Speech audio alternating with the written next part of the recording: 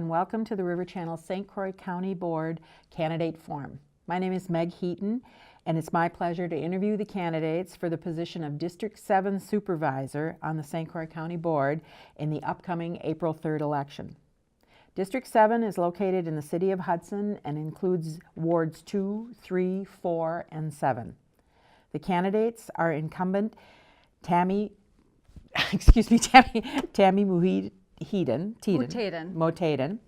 and challenger Rory O'Sullivan.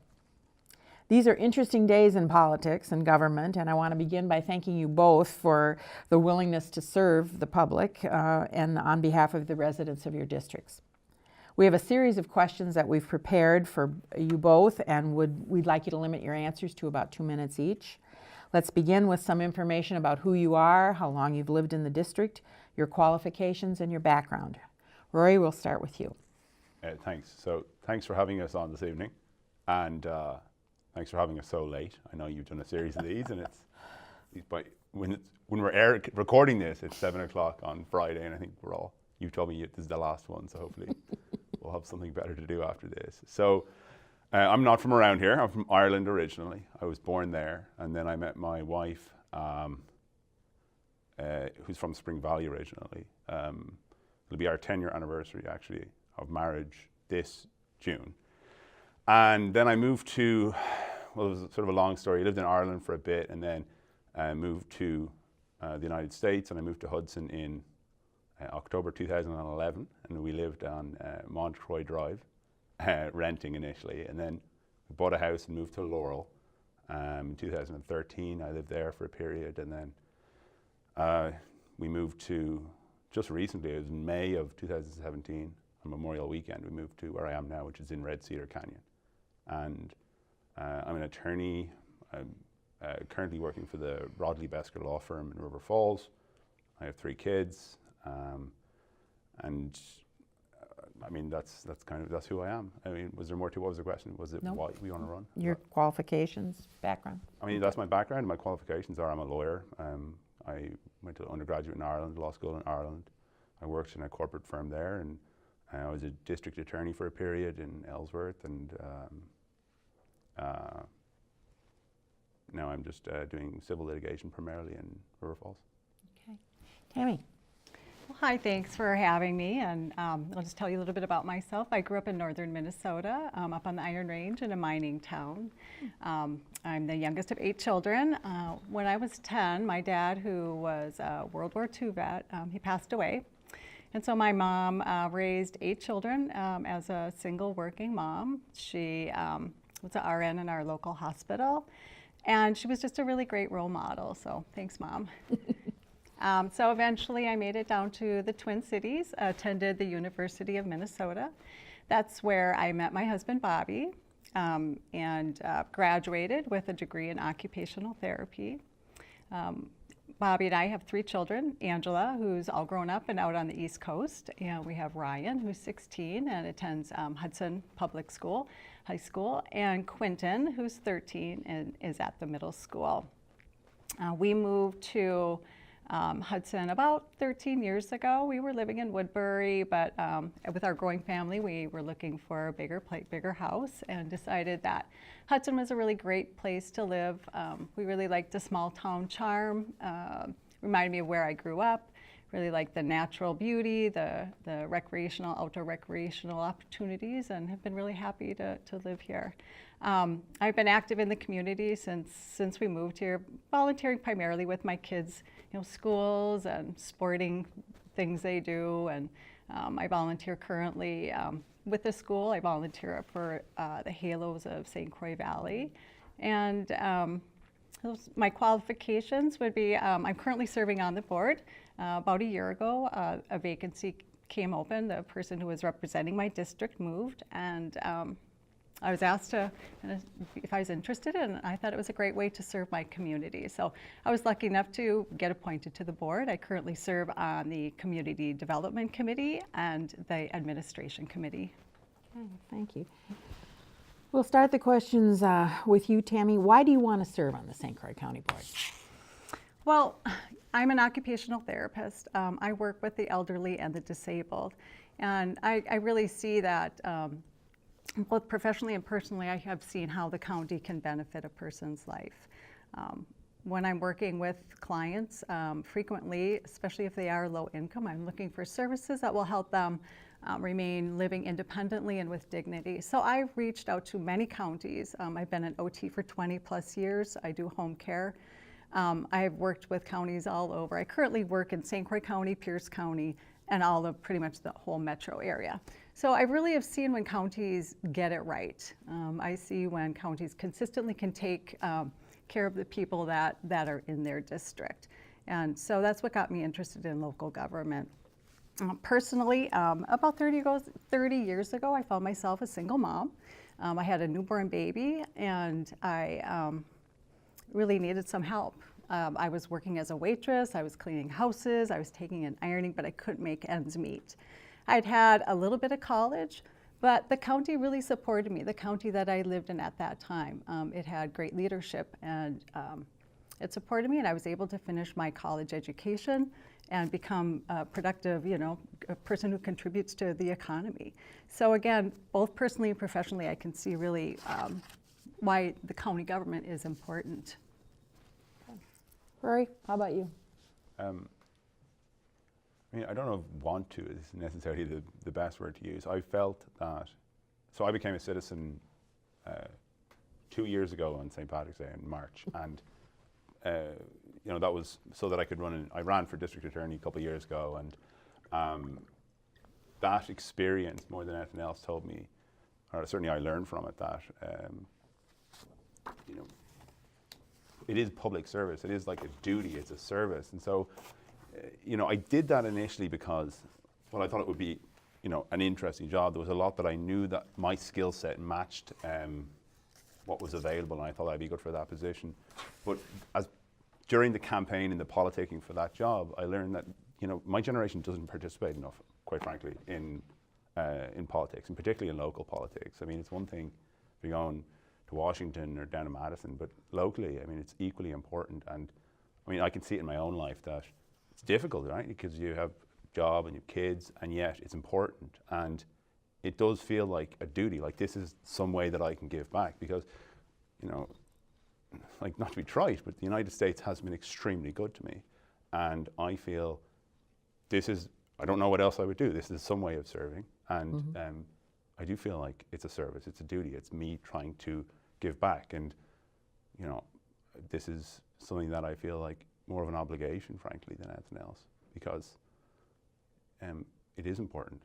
And I think, frankly, I don't know that in 30 years' time I wouldn't have regretted not participating more now. So primarily that's why. Okay. What do you see as the most important issues to be addressed by the county board in the next 2 years and beyond? Rory? The most important issues of the county board, I think, are basically set out in the county board's bylaws. And there's a series of statutes that provide, there's a thing in Wisconsin called the Home Rule Statute, right? So there's certain powers that the local government have, and those are things that are within their remit. There's a list. This is what the county board does. And there's two challenges that I see the county board experiencing. Firstly, there's been a bit of mission creep, that they tend to be creeping into areas that I believe are not legitimately the purview of county government. That there's just, regardless of what you think about policy X or Y, it's just none of the county's business. And so I think that's a legitimate concern. I think there needs to be, I'd like to see at least a voice on the county board saying, rather than, well, I'm for this idea or against this idea, just say, like, hang on, guys, how is this our problem, And then the things that are the county board's problem, I think they do a reasonably good job with. I'm not saying that there's anything necessarily wrong. I have philosophical, ideas that I'd like to see implemented, but it's just good government. And good government for those things that the county board properly is governing, like police and, not sheriffs, or health, transportation, like the easy things. The things that would be there sort of meat and potatoes. And it should be boring and unexciting and unambitious, because it's not supposed to be very highfalutin and complicated and philosophical. And so in that regard, I just think, I think I do a good job. on those sort of ordinary pedestrian everyday matters. Okay. Well, I think some of the important issues that are going to be coming up for our county is our growth. We'll have a lot of decisions and planning that we'll be needing to do as we have a need for increased services for the increased population. More traffic on our roads will put a public strain on our public service, our public safety and public protection. We have an increased demand for housing. Another area that I think is going to be an important issue is the opioid and meth epidemic we are currently facing. There's going to be a need for expanding mental health services and rehab addiction services. Recently we had to add 2 social workers because of the high caseloads that they were dealing with. So of course that comes, we have to find the budget then for that. Another thing is we were getting decreased funding from the state. So the state has, since 2003, has decreased the funding that they provide to the county, yet they've required that we provide more services. Well, this puts a strain on the county budget. How does that work when the state is saying, well, you have to do these services now, but we're going to give you less money? So I see that as an issue as well. And then as I talked about with the elderly and disabled people that I work with, the lack of public transportation is a problem here. People can't get to the doctor. They can't. There's no public transportation here. People can't get to their mental health appointments. They can't go get their medications if they don't drive. I think it's really easy for people who have 2 cars sitting in their driveway to overlook this as a need in our county. But I see it every day in my job. So when I'm out talking to my neighbors and you know, I think what we want to consider is what type of community are we? Are we taking care of our most vulnerable people that live amongst us? So that's what I see as some important issues. Okay, thank you. Do you see any areas where the county could reduce spending without reducing services? Tammy? Well, we're really running a tight ship right now. So it would be hard to cut, to not see services cut if we reduce spending. You know, I serve on the administration committee. We review every department's budget. You know, we're reviewing these on a monthly basis down to the dollar. So I worked on the 2018 budget, and we asked the departments to really look and see to make sure that they could keep spending low and down. And we were able to pass a budget that so that we weren't having to raise taxes for the average homeowner in our county. We are in the 20th percentile. St. Croix County is within the 20th lowest percentile for being taxed in Wisconsin. And we're actually in really good financial shape, and that's because we're making good decisions about the spending. Rory, what do you think? What was the question?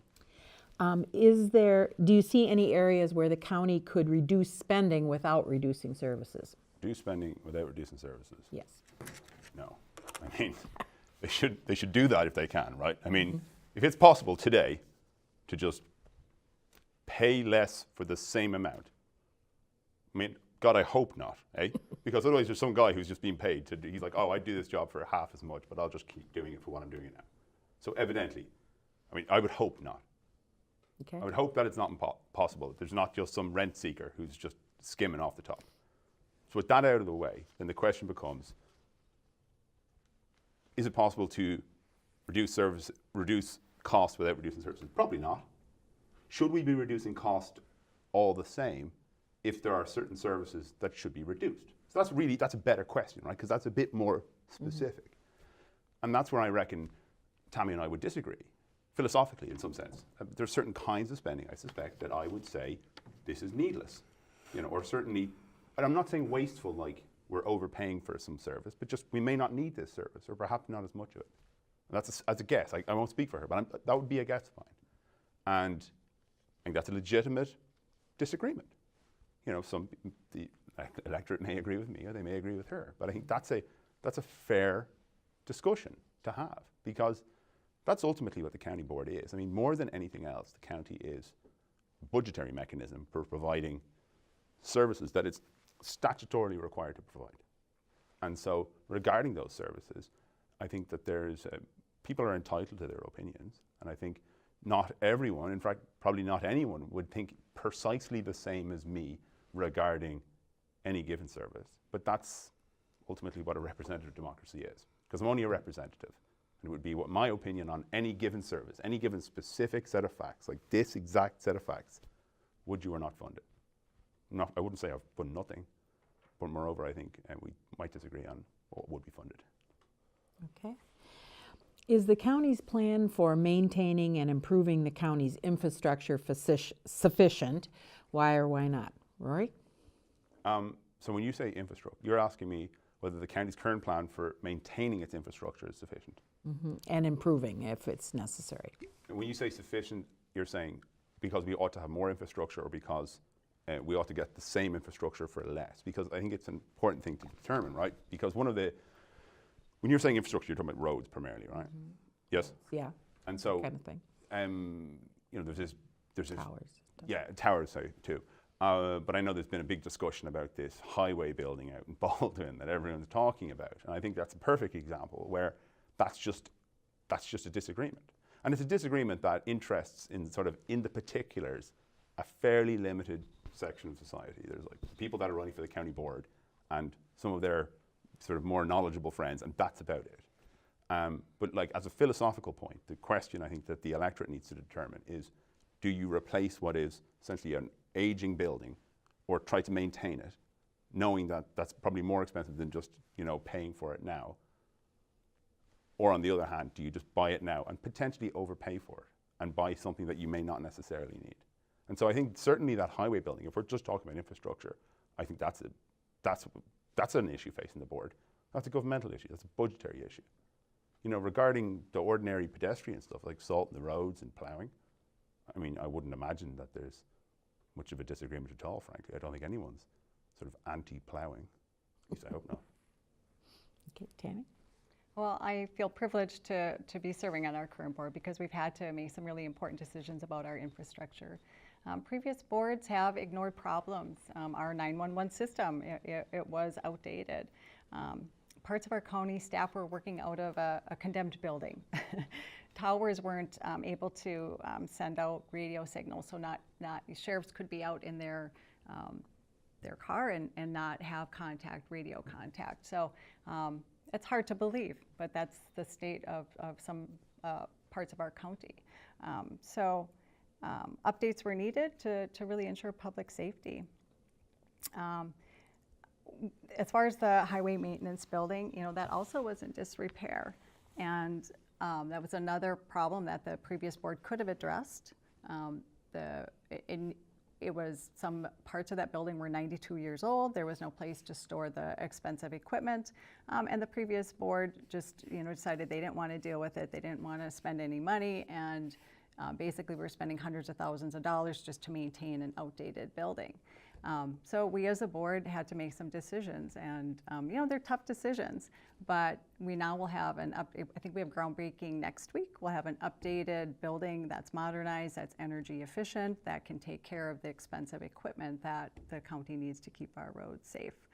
So I think another infrastructure thing we need to be looking at is, do we all have safe drinking water? And what can the county do to help ensure that people have safe drinking water? We all drink from the same water source, our groundwater. In east parts of the county, there are people who can't drink water out of their faucet. So we've had a study, about a 9-month study, and recommendations have been made of how we protect our water.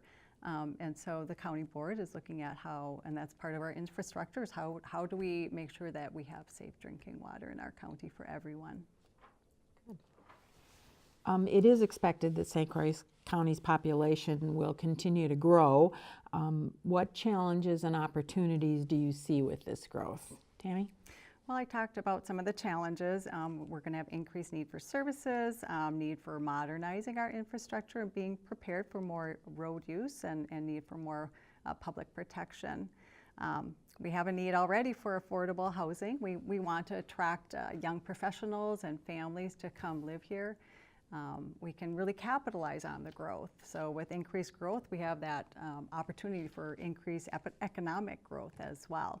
So we need to make sure our county is again, an attractive place for people to move, and not just move in, but spend their time here, spend their time in our parks, spend their time shopping in our businesses, dining in our restaurants, and spending their money and building our economic growth as well. If we don't invest in our community, we may not benefit from that growth. So it's important that we are really forward-thinking. We also have zoning issues that we're going to be looking at with this increased growth. We have the opportunity to work with various townships and municipalities and the county to develop zoning to balance that need for keeping our agricultural heritage while we're still looking at careful planning with making housing, more housing options for people. Okay. Rory? So you're asking me what opportunities and challenges I see in increased population growth. Yes. I mean, this discussion, this entire county board discussion is at its core a question of taxation. So the tax rate, assuming it stays the same, if population grows, the actual amount of money received by the county would remain static. I see that. And so this discussion about, well, additional services, would increase, but the rate would remain static. So the question of, well, there needs to be increased services, my response would be, well, sauce for the gander, sauce for the goose. So if it's sufficient at this tax rate with this amount of income for 80,000 residents or 160,000 residents, then it's going to be sufficient at the same rate for twice as many residents because you'll have twice as much money. So this whole discussion about, well, there'll be increased services, sure, but there'll be increased revenue as well. So it's the same discussion. It's where should the tax rate be? Like, what's the appropriate mill rate for the county? As far as specific challenges I see with just an increase in population, obviously zoning, because if it's urbanizing, as St. Croix County urbanizes, there's going to be a big zoning difficulty. I mean, I was just litigating a case last year with the city of the River Falls and the town of Troy, which was primarily about this agricultural land in St. Croix County because it was starting to urbanize. And that's a perfect example of a challenge that would not exist but for the fact that the population is increasing. Another good example is there's just typical economies of scale or perhaps challenges of scale that exist in any department and any organization, frankly, that as it gets better, there is going to be more waste because there's just less oversight. Like, it's much easier to eliminate waste and have closer oversight in a smaller county than it will. As it grows, there is just going to develop a distance between the taxpayer and the recipient of whatever the tax money is. Okay. Rory, are there other issues that you feel the county board should address or specific issues that you'd like to see them address? No. Or things they should be doing? You mentioned that. Yeah, I did mention that. I mean, there are things definitely that I don't need to point fingers at the current county board. It's not necessary. There is mission creep, but that's inevitable. That's just human nature. I don't have a problem with that. I'd like to see a voice say, let's sort of stick to our knitting. Okay, we were given a list of tasks that is more than sufficient, frankly, to keep any county board occupied for however many hours a month they want. So I wouldn't want anything added to that list. I think my primary issue, as it were, is let's limit the discussion to the items on the list alone. And then regarding those few items, I would like to have a fairly tedious discussion about the proper rate of taxation, the appropriateness of certain services, and understand that there's always a dynamic between the people that want, because the county board's making this decision as a group. It's not like one person. There's not king of the county board. So as a group, there's people that are going to want increased services and tend to, in some sense, discount how much those might cost. And there are other people to whom cost matters more and the services perhaps matter a bit less. And the question is ultimately, for the voter, where does your preference lie? Like, what is your preference on that county board? Because it's not going to be necessarily determinative, but I like that there's a clear choice there, that it is just this sort of boring question. I mean, I think I do a good job of being fair and trying to see the other side. Because one of the concerns I have is that, the discussion about, say, this county highway building, with Hammy says, well, there's no possible way that a person could do it differently. They had to move out. The previous county board made all these errors. Well, that's neither here nor there. I mean, these people must have a legitimate opinion because they wouldn't have done it that way. Or, whatever faction on the board that wants to decrease taxes and decrease accordingly services. I mean, they're not bad people. you happen to disagree with them. And I think that's fine. That's democracy. Okay. Tammy? Well, I think as far as other issues, I believe the residents of St. Croix County should have the strongest voice in what's affecting us. I would say recently, since I've been on the board about 8 months, several pieces of legislation have come down from the state that really strips our ability to make decisions about our local issues. Recently, we've had decisions about how we use our land, decisions about our workplace. There's more proposals coming on that perhaps, and decisions on what to do with our wetlands, our riverway. I find this alarming that the state is really taking away a lot of what our ability is to make decisions for the folks that live in this county. And then it limits our ability to represent them. So I think that's an issue that our county is facing, and the people that I talk to, you know, people want to make their decisions for themselves around here. They don't want the state and Madison, you know, on the other side of the state, telling us what we need to do here in our county. So I want to continue to advocate for making our decisions locally. Okay, thank you. Thank you both. Is there anything else I'd ask you to add if you'd like to, Tammy? Well, I want to see our community continue to have good leadership. We have a lot of great qualities here. We have beautiful natural resources. We have great growth potential. And I think we need to be forward-thinking and flexible, and so that we can benefit from that change. I appreciate people's support. I hope I can continue to represent my district and the county on the board. Thank you. Yeah, thank you. Rory, anything else? Not really, frankly. I mean, I admire Tammy for what she's doing. I think she's doing a great job in running. I mean, I think it's not easy, and you know, I think people ought to be grateful for, frankly, how difficult it can be, I think, to put yourself out there and try to do something like this. She and I may disagree on certain things, but at the same time, I think that's the beauty of the process, in some sense, is that it's not necessary for everyone to agree on everything all the time. I mean, ultimately, it's the voters' decision, but I do think that it's a clear decision. Ultimately, it's not precise. It's got to be a little bit vague. It's either approximately me or approximately Tammy, but it's their decision to make, and regardless of who we will vote for, I just encourage people to go vote. It's April 3rd, and I think it's important for the system. It's important for democracy that people's voices be heard, because that, like I said at the start, that's primarily why I'm sitting in this chair, is because otherwise what happens is, if you're not participating in the process, then in my view, you don't have the capacity to say, I'm unhappy with the decision that was made, because you just weren't at the table to make it. Great. I want to thank you both for participating today, and again, for your willingness to serve. Please watch for these interviews, this interview with the candidates and the interviews for Districts 4, 5, and 6 on the River Channel. And we want to remind everyone in St. Croix County to mark their calendars and vote on April 3rd. Thank you for joining us.